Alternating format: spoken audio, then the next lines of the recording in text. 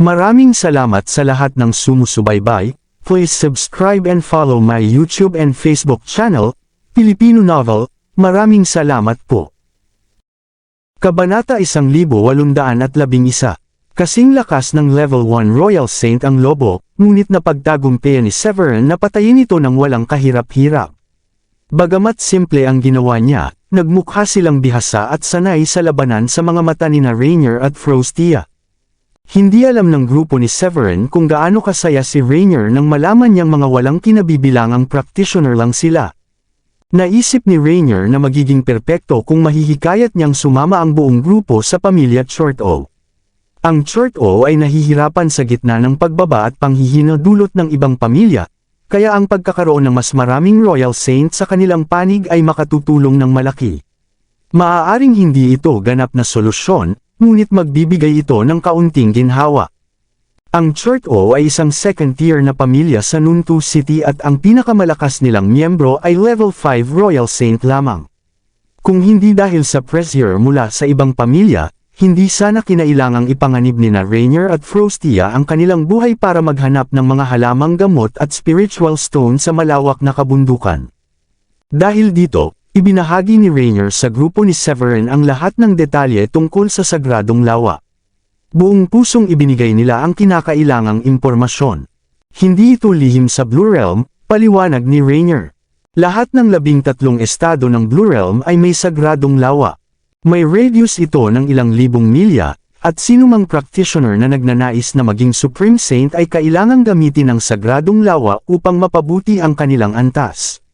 Sa pamamagitan ng prosesong paglilinis ng tubig ng lawa, pinagsasanib ang katawan at kaluluwa upang mabuo ang primal spirit. Mayroon itong kasaysayan at sinasabing naroon na mula pa nang magsimula ang Blue Realm. Sa kalaunan, pinrotektahan ito ng mga makapangyarihang individual. Pumasok si Felipe at nagtanong, may ganoon bang hirap na maging Supreme Saint nang hindi gumagamit ng sagradong lawa? Napansin niya kung gaano kahalaga ito sa kanila. Sumagot si Frostia, oo, napakahirap. Walang nakapagtagumpay na maging Supreme Saint nang hindi nakapasok sa sagradong lawa. Ang kapangyarihan ng Supreme Saint ay nakasalalay sa Primal Spirit, isang pagsasanib ng espiritu at laman. Dito nakokontrol ang teknika, at pinapalakas din ng martial soul. Hindi na kailangan ng karaniwang combat techniques na umaasa sa spiritual energy. Habang pinoproseso ni Severin at Woolrich ang bagong impormasyon, patuloy nilang kinukuha ang iba pang detalye mula sa magkapatid. Kalaunan, nakuha nila ang impormasyon tungkol sa mga sagradong lawa, Nuntu City, at pati na rin ang Chorto. Napangisi si Severin habang ipinaliwanag pa ng magkapatid ang higit pa tungkol sa lawa. Mula sa kanilang paglalarawan, kapag naabot na ng isang individual ang Level 9 Royal Saint, kailangan nilang mag-ipon ng sapat na spiritual stones habang hinihintay na buksan ang sagradong lawa. Dito lamang makukuha ang kapangyarihang kailangan. Ngunit tanging mga nakapagsanay na mag-practice sa loob nito, na nalilinis ng banal na tubig, ang may potensyal na maging Supreme Saint. Ang mga lawa ay pinamamahalaan ng mga top-tier na organisasyon mula sa bawat estado. Ang Nuntu City ay nasa ilalim ng South Sky State at pinamumunuan ng Grundy Uno Sect. Balitang marami raw silang Supreme Saints. Nang makuha na halos lahat ng impormasyong kailangan nila mula sa magkapatid, nagpasalamat si Woolrich at sinabi, "Salamat sa inyong pagpapaliwanag." Nagtanong si Rainier at nagmungkahi, "Sigurado akong nagtatanong kayo tungkol sa sagradong lawa dahil balak ninyong magsanay doon. Plano ng aking pamilya na pumunta sa sagradong lawa ng South Sky sa susunod na buwan. Gusto ba ninyong sumama sa amin?" Naramdaman ni Severin ang may nakatagong ibig sabihin sa mungkahi ng kabilang panig kaya nagpalitan sila ng sulyap ni Woolrich at ng mga elder. Ngumiti siya at sinabi na masaya naming tatanggapin ang inyong alok.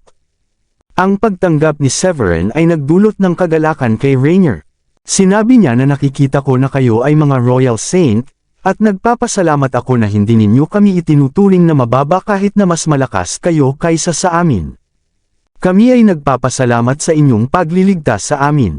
May tiyak na katayuan ang aming pamilya sa Nuntu City, at ikararangal ko na bigyan kayo ng honorary elder status. Ang aming honorary elders ay pinapayagang dalhin ang kanilang pamilya upang manirahan sa amin. Nakakatanggap din sila ng daan-daang spiritual stones at pills bawat buwan, pati na rin ang pagkakataong makapasok sa sagradong lawa. Siyempre, obligasyon din nilang tumulong sa kabutihan ng pamilya sa oras ng krisis. Agad na tinanggap ni Severin ang imbitasyon ni Rainier. Dahil sa bagong dating pa lang sila sa hindi pamilyar na lugar, ang kanilang orihinal na plano ay bumisita sa Nunto City at makakuha ng kaunting kaalaman tungkol sa lungsod. Ang imbitasyon ni Rainier ay nagbigay ng pagkakataon upang makamit ang layuning iyon, kasama pa ang pagkakaloob ng status bilang honorary elder. Walang sino man ang nagduda sa plano. Pagkatapos magbigay ng tahimik na sulyap sa isa't isa, sinabi ni Severin kay Rainier na labis naming pinahahalagahan ang inyong kabutihan, at masaya naming tinatanggap ito. Tuwang-tuwa si Rainier nang marinig ito. Naniniwala siya na makakatulong ang presensya ng mga taong ito, na tila mga royal saint, upang maresolba ang mga kamakailang krisis ng pamilya. Lalong naging pabor sa kanila ang magkapatid, lalo na kay Severin, kabilang si Sofia at ang mga babae. Matapos ang ilang sandali ng pag-aalaga sa kanilang mga sugat sa tigang na bundok, pinangunahan sila ng magkapatid patungo sa Nunto City. Habang naglalakbay sila ng ilang daang milya patungong silangan, napansin nila na unti-unting bumaba ang taas ng mga bundok hanggang sa lumitaw ang isang malawak na kapatagan. Di nagtagal, nakita na nila ang Nunto City na binanggit ng magkapatid. Pagdating nila, sumunod sila sa pamumuno ni Rainier patungo sa estate ng Chorto. Maliwanag na karamihan sa mga tao sa lungsod ay may mataas na antas ng attainment. Lalo na ang mga warrior emperors na marami sa paligid. Nakakita si Severin at ang grupo ng maraming individual na ang attainment ay maihahambing sa level 6 hanggang level 9 warrior emperors na kilala nila mula sa Sky Blue Sect. Hindi maiwasan ng mga elder na humanga nang makita nila na may mga batang 3 taong gulang na sa kalye na level warrior emperors. Ang pag-alala sa kanilang mahirap na paglalakbay upang maabot ang antas ng level 2 warrior emperor ay nagdulot ng kakaibang mapait na pakiramdam sa kanilang puso. Nasa isang pond ng malalaking isda na kami ngayon. Kahit ang mga maliliit na bata ay warrior emperors. Magseselos ang mga disipulo ng Sky Blue Sect kung makikita nila ang nakikita ng grupo ni Severin. Ang pagiging disipulo ay may kasamang kinakailangang maging warrior emperor, na nangangailangan ng napakaraming pagsisikap sa pagsasanay. Sa kaibahan, kahit mga bata ay nasa ganoong antas na sa Blue Realm. Hindi napansin ng magkapatid na naglalakad sa unahan ng mga komento ng mga elder. Sa halip, sila ay lihim na natuwa sa grupo ng mga walang kinabibilangang practitioner at nakaramdam ng kasiyahan at pagkakaroon ng superioridad sa kanilang pagkagulat. Pagdating sa pintuan ng tahanan, malapit na sanang ipaalam nina Rainier at Frostia sa gatekeeper nang marinig ang malakas na boses mula sa loob ng gate. Well, kung hindi si Rainier na inutil, sino ang mga bagong dating na ito na kasama mo? Ang boses ay nagmula sa isang binata na nakasuot ng balabal na may berdang kulay lila at ginto na may pattern ng ulap. Ang kanyang spiritual energy ay nagpapakita ng lakas niya bilang level 1 Royal Saint. Kasama niya ang ilang level 9 saints habang naglalakad palabas ng gate ng Chorto.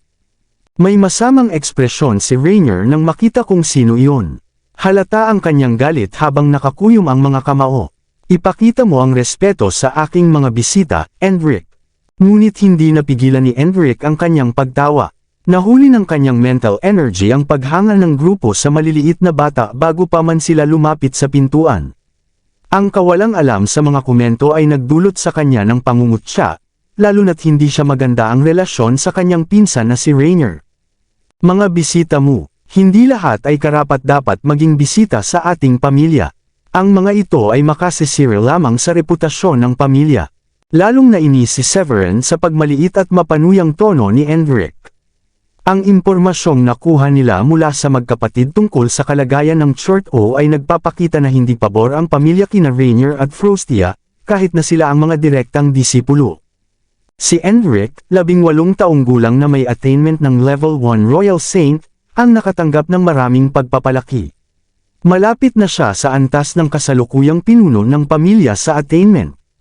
May kasaysayan ng hindi pagkakaintindihan at madalas na alitan sina Rainier at Endrick, kaya hindi nakakagulat ang kasalukuyang pagtatalo.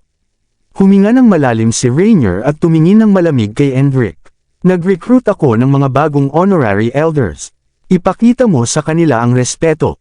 Kung mapapahiya at aalis ang grupo ni Severin dahil sa mga salita ni Endrick, masisira ang lahat ng pagsisikap. Pagkatapos ng lahat, ini-recruit niya ang grupo ni Severin upang palakasin ang Short O. Ngunit tiningnan ni Endrick si Severin at ang kanyang mga kasama ng may pangmamaliit matapos maramdaman na ang kanilang lakas ay mga saints lamang. Narinig din niya ang mga nagulat na komento ni Felipe kanina, kaya inisip niya na sila ay mga simpleng tao lamang mula sa malayong lugar. Nagtaka siya kung anong paraan ang ginamit nila upang maakit ang dalawang magkapatid. Honorary Elder, itinaas niya ang kilay. Iniisip mo ba na karapat-dapat ang isang random na saint na nakilala mo sa kalsada na maging honorary elder natin? Hindi ka ba nag-iisip ng tama, Rainier? Uutusan na sana niya ang mga gwardya upang paalisin ang grupo ni Severin nang mapansin niya sina Gilda at ang mga babae. Nahumaling siya sa kanilang nakamamanghang anyo at kagandahan. Ang unang pumasok sa isip ni Endrick ay ang mga babaeng ito ay parang mga anghel. At 4 pa ang bilang. Bakit ang ganito na kagandahang babae ay nakikipag-ugnayan sa mga taong ito? Si Gilda, Sofia, Diane, at Sheila ang pinakamagagandang babae na nakita niya. May mapanuksong tingin sa mga mata, lumapit si Endrick sa kanila at sinubukang akitin. Nais nyo rin ba, mga magandang dalaga, na maging honorary elders ng Short O? Maaaring makuha ninyo ang posisyon kapalit ng ilang maliit na pabor. Nagpalitan ng sulyap ang mga babae at naramdaman ang pagkasuklam sa kanyang pang-aakit. Tumingin si Gilda kay Endrick nang may paghamak at nagtanong, sino ka ba? Sumingit si Sheila, hindi ka naman kaakit-akit sa itsura mo. Kahit si Diane, nakilala sa kanyang kalmado at magiliw na pag-uugali, ay hindi maitago ang pagkasuklam. Lumingon siya kay Severin at bamhantong hininga, hindi ako makapaniwala na may mga taong ganito sa lugar na ito. Si Sheila at Diane ang may pinakamababang attainment sa 4 na babae, ngunit pareho silang level 6 Royal Saints. Ang tinaguriang henyo sa harap nila ay tila maliit na langgam lamang sa kanilang mga mata. Kung hindi lang dahil sa pag-iingat ni Severin na huwag ipakita ang kanilang lakas, sana ay tinuruan na nila ang manyak na si Endrick ng mabigat na leksyon sa hindi pagrespeto sa kababaihan. Ang malalaswang tingin ni Endrick ay nagdulot ng pagkasuklam mula sa dalawang magkapatid. Sa kanilang paglalakbay, nalaman nila na ang mga babae ay asawa ni Severin. Bagamat nagulat ang magkapatid, inisip nila na tiyak na nakuha ni Severin ang puso ng 4 na magagandang babae dahil sa kanyang lakas. Sa pag-alala sa kakayahan ni Severin na patayin ang isang lobo na kasing lakas ng level 1 Royal Saint, tinansya ng magkapatid na ang kapangyarihan niya ay katumbas ng level 2 Royal Saint o mas mataas pa. Ang pag-provoke sa kanya ay maaaring magpahamak sa kanilang kasunduan na gawing honorary elder si Severin. Naiintindihan ang posibleng komplikasyon, humarap si Rainier at ipinosisyon ang sarili sa harap ni Endrick. Mag-ingat ka sa. Bago pa niya matapos ang pangungusap, pinabagsak siya ni Endrick sa isang galaw ng kamay. Tiningnan niya ang mga babae ng may malalaswang mata at nilunok ang laway. Sobrang naaakit ako sa mga matitigas na ito. Tumingin siya kay Severin at sinabi, kayong mga bumpkins ay kailangan mag-alay ng konti bilang kapalit ng pagiging honorary elders. Ipaubaya sa akin ang inyong mga asawa sa isang gabi, at garantisado kayong maitatalaga bilang honorary elders. Maaari pa kayong sumama sa akin sa Sacred Lake. Ang malalaswang pahayag at hindi angkop na pang-aakit niya ay nagpasiklab ng galit kay Severin.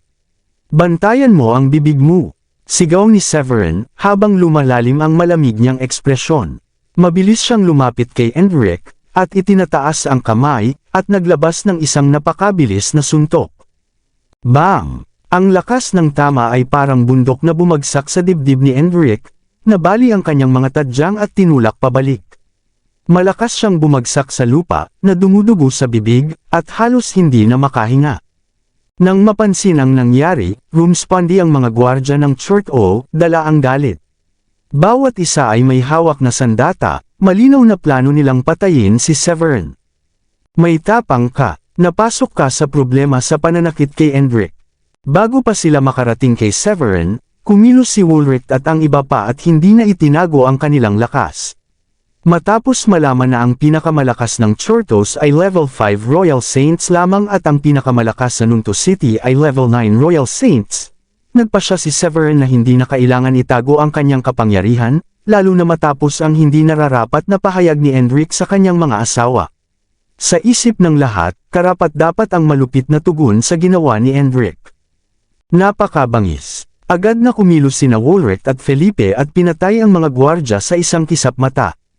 Habang bumagsak ang mga gwardya sa lupa, isang galit na tinig ang umalangaw mula sa loob ng Chorto. Sino ang gumagawa ng kaguluhan sa teritoryo ko?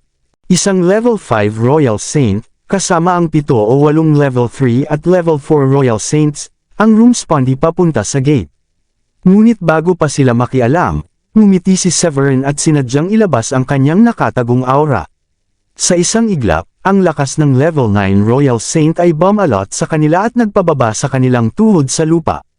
Level 9 Royal Saint, patawarin kami. Kabanata 1815. Nang sumulpat ang ama ng magkapatid na galit kasama ang 7 o 8 elders, nagbalak si Rainier na humarap upang pigilan ang kaguluhan at ipaliwanag ang sitwasyon. Gayunpaman, isang nakakatakot na aura ang lumabas mula kay Severin, na nagpabagsak sa kanyang ama at sa mga matatanda ng Chorto sa lupa. Level 9 Royal Saint, sigaw ng ama ni Rainier sa gulat. Lubos namang namangha sina Rainier at Frostia nang marinig iyon. Gayunpaman, inaasahan na ng magkapatid na si Severin at ang kanilang grupo ay may pambihirang kakayahan. Pagkatapos ng lahat, iniligtas niya sila sa kabundukan sa pagpatay sa isang nilalang na katumbas ng level 1 Royal Saint. Ang ginawa niyang iyon ay nagbigay sa kanya ng malaking respeto sa mata ng magkapatid, kaya't nagpasya si Rainier na gawing honorary elder si Severin. Inaasahan ng magkapatid na si Severin ay level 2 o level 3 Royal Saint lamang. Mas malakas pa siya, tiyak na nakilala na siya sa Nunto City kahit na hindi siya kabilang sa anumang grupo. Ngunit, hindi inasahan ni Rainier at Frostia na siya pala ay isang level 9 Royal Saint. Ang biglang revelasyon ay nagdulot ng kaunting pagkahilo kay Rainier. Sa kabilang banda, si Rory, ang pinuno ng Chorto, ay napabagsak sa lupa dahil sa matinding aura ni Severin. Nagbago ang kanyang ekspresyon, at nagpapakita ng takot at kaba. Hindi niya inasahan na ang isang mapangahas na intruder ay level 9 Royal Saint. Ang ganitong uri ng tao ay bihira sa Nunto City. Karamihan sa mga puwersa, maliban sa kanilang mga first-tier na pamilya, ay level 5 at level 6 Royal Saints lamang. Bilang pinuno ng Chorto, nauunawaan ni Rory ang panganib ng pakikipaglaban sa isang level 9 Royal Saint. Kahit maliit na agwat sa level bilang Royal Saint ay nagdudulot ng malaking pagkakaiba sa lakas.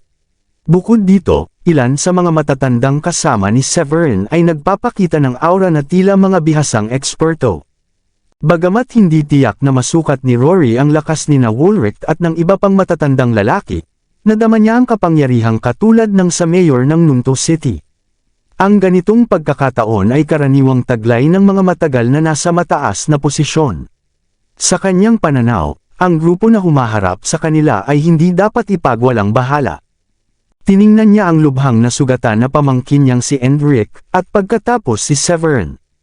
Ipinakita nito ang kakayahan na katumbas ng level 9 Royal Saint, kaya malinaw kay Rory ang bigat ng sitwasyon. Gayunpaman, dahil inatake ng hindi makatarungan ang kanyang pamilya, naramdaman niyang tungkulin niya bilang pinuno ng pamilya na ayusin ang problema. Nilunok ang kanyang kaba at hinarap si Severin, "My family has never provoked you. Hanggang sa aking kaalaman, hindi namin kayo sinaktan. Nais ko lamang ng paliwanag mula sa inyo. Kinikilala ko ang iyong napakalakas na lakas, ngunit ang aking pamilya." Pagkatapos ng kanyang pahayag, ang mga elders na kasama niya ay yumuko at ikinuyom ang kanilang mga kamao. Banayad nilang inihain ang kanilang espiritual na enerhiya at nag-adopt ng depensibong posisyon. Ang kanilang mga kilos ay nagpabalik kay Rainier sa kanyang isip, at agad niyang naunawaan ang bigat ng sitwasyon. Sa takot na anumang maling hakbang ay magpapalala sa kaguluhan, mabilis siyang nakialam at naglinaw, "Dad." Ang lahat ng ito ay isang hindi pagkakaunawaan. Ito si Elder Severin. Iniligtas niya ang buhay ko sa kabundukan. Inanyayahan ko siyang maging honorary elder ng ating pamilya, at tinanggap niya iyon. Walang pagpipilian si Elder Severin kundi umaksyon nang gumawa si Enric ng bastos na komento sa kanyang mga asawa. Huminga ng maluwag si Rory matapos ang paliwanag ni Rainier. Sa kaibuturan, nadama ni Rory ang galit kay Enric. "You must be in over your head, Enric.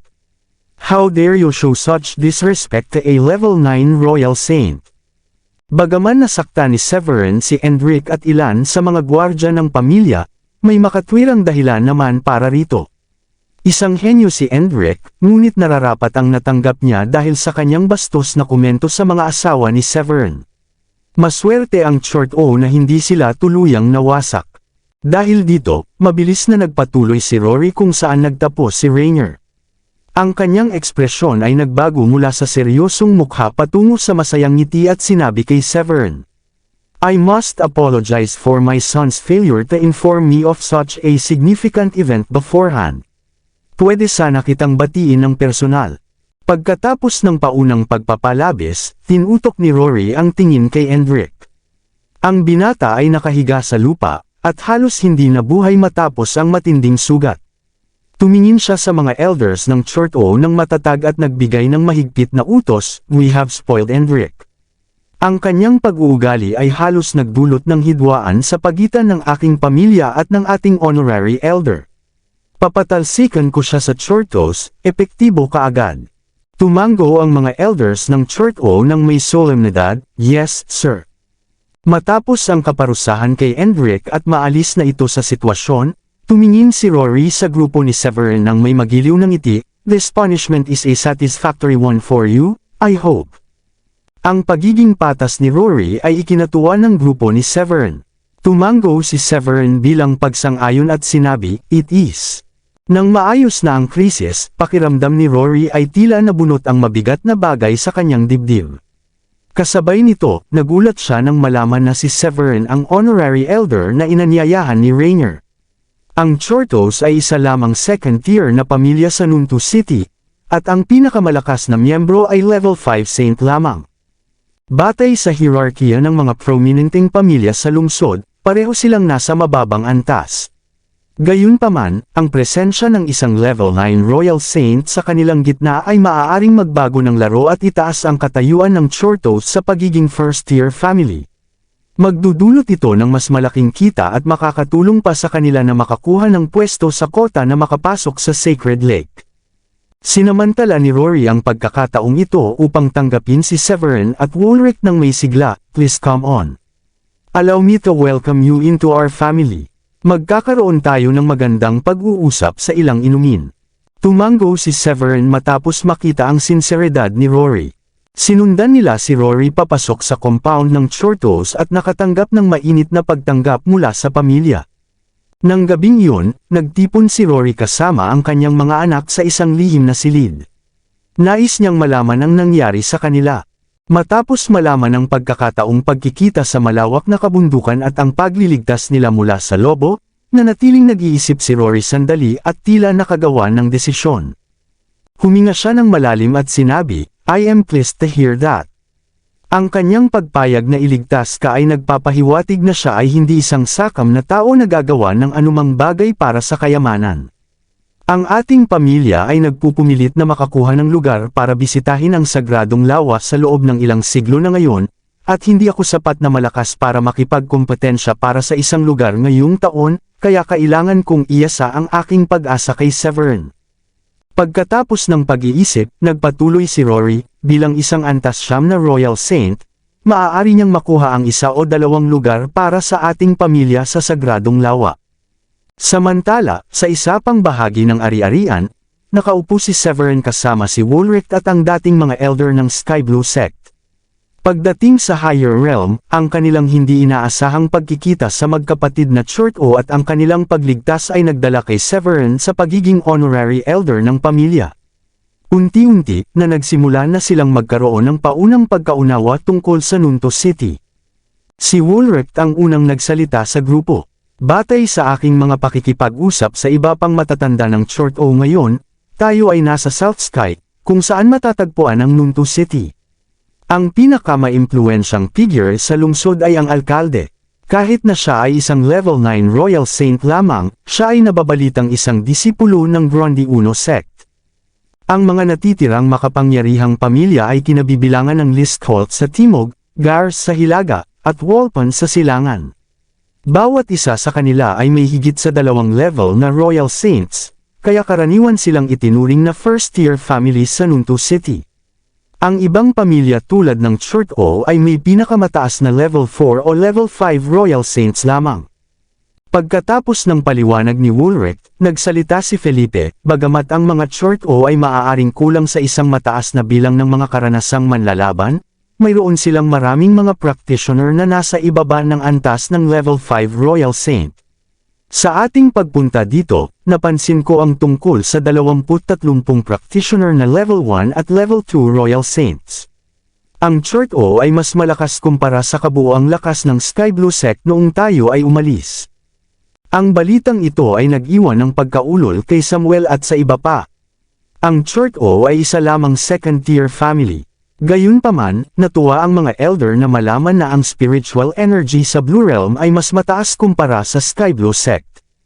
Hindi maiwasan ni Gilda na magtanong kay Severin. Nais niyang malaman kung bakit bigla niyang ipinakita ang kanilang lakas sa harap ng Chort O. Bakit mo piniling ipakita ang iyong lakas ngayon? Nagtanong din sina Sofia, Diane, at Sheila ng may kuryosidad. Yeah, didn't we decided to keep a low profile and familiarize ourselves with our surroundings before making any significant moves? Iginagalang ka pa rin sana ni Rory kahit na naipakita mo ang iyong lakas sa level 6 Royal Saint. Si Woolrich at ang mga elders ay kasing curious din tungkol sa dahilan ni Severin gaya ng mga asawa niya. Bilang tugon sa kanilang mga tanong, ngumiti si Severin at nagsimulang magpaliwanag, the situation was urgent. Kahit na maihayag ko lang sa kanila na isa akong level 6 Royal Saint, bago tayo sa hindi pamilyar na lugar na ito, at si Endrick ay isang henyo na itinuturing ng pamilya na isang elite na disipulo. Kung siya ay masugatan, ang kanyang tiyuhin at ilang mga matatanda ay malamang na humingi ng hustisya. Nagpatuloy si Severin, I wanted to ensure that they would think twice about wanting to protect him despite his wrongdoings. Ang pagpapakita sa kanila na ako ay isang level 9 Royal Saint ay mapipigilan silang gawin iyon at maiwasan ang anumang hindi kinakailangang labanan. Tumango si Woolrich bilang pagsang-ayon sa paliwanag ni Severin, you're right. Kahit na nagpasya silang maghiganti para sa kanilang alagad, kailangan nilang muling isaalang-alang pagkatapos makita ang ating lakas. Nagdulot ng paliwanag ng isa pang tanong mula kay Gilda, should we reveal our true strength, then?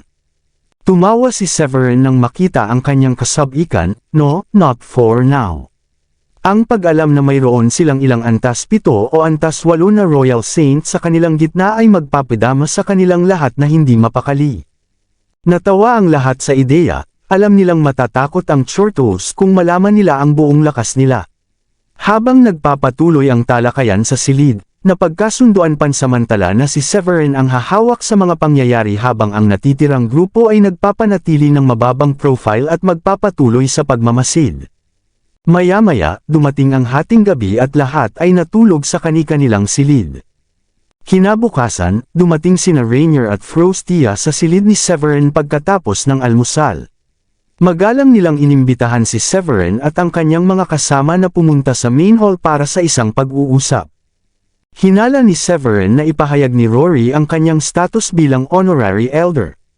Pagdating nila sa hall, umupo si Rory at umiinom ng mainit na tsa, saka sinabi kay Severin sa solemn niyang tono, good morning. Naniniwala ako na ipinaliwanag na sa iyo ni Rainier ang mga benepisyo ng pagiging isang Chort O elder, kaya hayaan mo akong magsimula sa muling pagpapahayag ng aking taos-pusong paghingi ng tawad para sa hindi naaangkop na pag-uugali ni Endrick kahapon. Gusto kong mag-alok sa iyo ng karagdagang 2 5th grade na tableta sa isang buwan, at isang Sun grade low rank combat technique.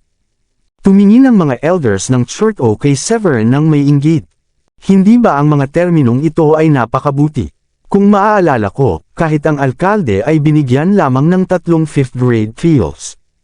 Ang mga honorary elders ng Church ay tumatanggap ng kanilang magagandang benepisyo, kabilang ang regular na supply ng mga espiritual na bato at 2 5th grade pills bawat isa para sa sariling pagsasanay. Nang marinig na nag-aalok si Rory kay Severin ng karagdagang 2 5th grade pills bawat buwan, napuno ng inggit ang maraming existing elders. Napakahalaga ng 5th grade pills, at mas lalo na ang Sun grade low rank techniques. Isa itong perk na tinitingnan bilang kayamanan ng maraming mas maliit na pamilya. Maraming unaffiliated Royal Saint practitioners ang hindi makabili ng ganoong mga teknik. Napakaganda ng mga kondisyon na inihain ni Rory kaya't isang middle-aged na lalaki ang nakaramdam ng pangangailangan na magsalita. Lumapit siya ng maingat at nagsabi, "Don't you think this is a bit much, sir?" Ang ating mga honorary elder ay karaniwang binibigyan ng 2 5th grade pills bilang kanilang buwanang mapagkukunan ng pagsasanay.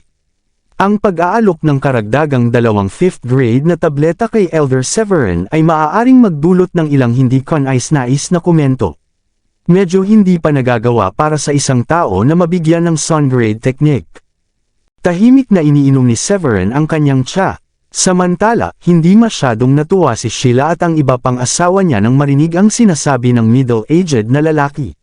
Sa kanilang pananaw, ipinakita ni Rory ang mga perk bilang kilos ng paghingi ng tawad. Ang pagtangkang pigilan iyon ay madaling ma-interpret sa maling paraan. Tahimik na umiling si Woolrich sa mga babae bilang senyales na tigilan ang pagiging impulsive. Napagkasunduan na nila noong nakaraang gabi na lahat ng desisyon ay kay Severin.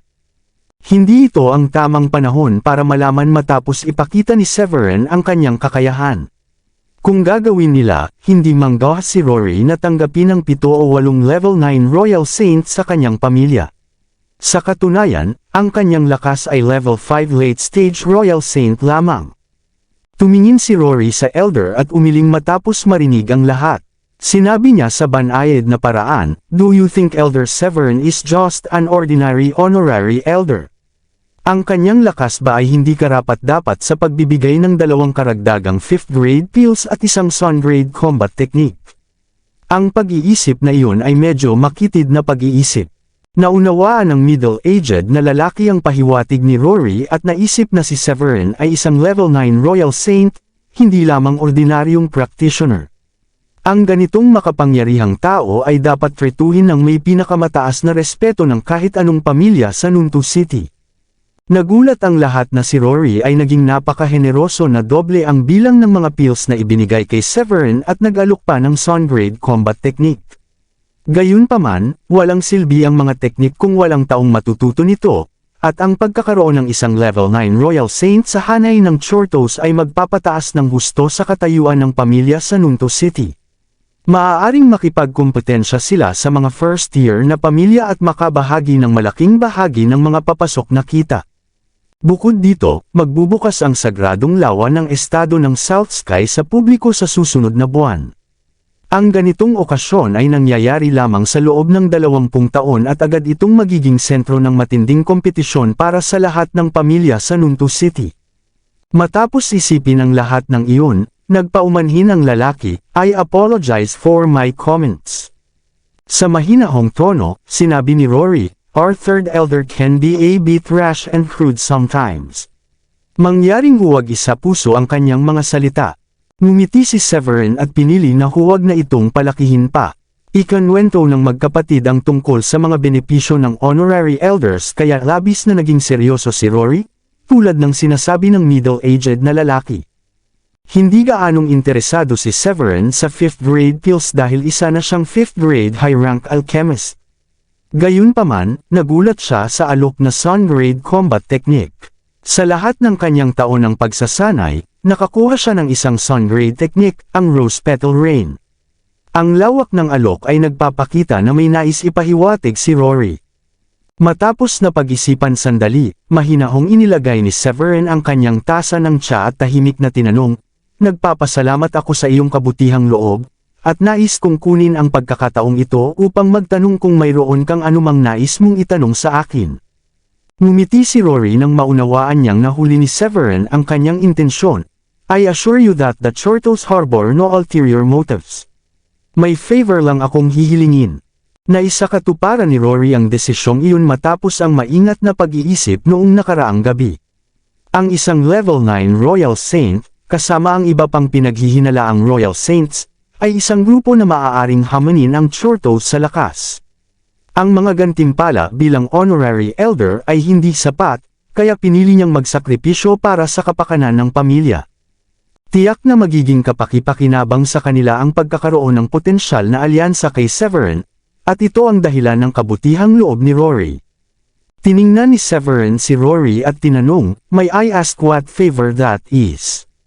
Ngumiti si Rory at sinabi, "Nasabi na siguro sa inyo ng mga anak ko ang kota para sa sagradong lawa na pag-aagawan ng lahat ng nasa Nunto City." Tumango si Woolrich at sinabi, "Oo." Uminom ng tsa si Rory bago nagsalita. "Nag-alok ako ng malaking kabayaran kay Elder Severin sa pag-asang maaari kaming magkaroon ng kooperasyon sa isa't isa. Lubos kong pinasasalamatan ang iyong tulong upang makakuha kami ng kota sa sagradong lawa." Nang mabanggit ang Sacred Lake, inilapag lamang ni Severin ang kanyang tsa at huminto sa pag-inom. Ang impormasyong natanggap niya at ng kanyang pamilya mula sa magkapatid ay nalaman lamang. Alam nila na kailangang magbayad ng isang halaga ng spiritual stone sa Grundy Uno Sect para sa pag-access sa Sacred Lake, at dito sa Sacred Lake umiiral ang pagkakataon na makamit ang breakthrough sa Supreme Saints. Gayunpaman, nanatiling misteryo kay Severin at sa kanyang grupo kung paano makakakuha ng kota. Kabanata 1820. Nasabik ang kuryusidad ni Severin matapos mapakinggan ang sinabi ni Rory. Dahan-dahan siyang sumagot. "Gaya ng alam ng marami sa amin, walang libreng tanghalian. Pakibahagi naman sa amin ang mga detalye." Ipinaliwanag ni Rory, "Sa totoo lang, Elder Severin, ang aming pamilya ay hindi itinuturing na kabilang sa mas malalakas sa Nunto City. Hindi kami masyadong kumpiyansa na makipaglaban para sa isang lugar sa sagradong lawa." Huminto siya sandali bago nagpatuloy na may buntong hininga.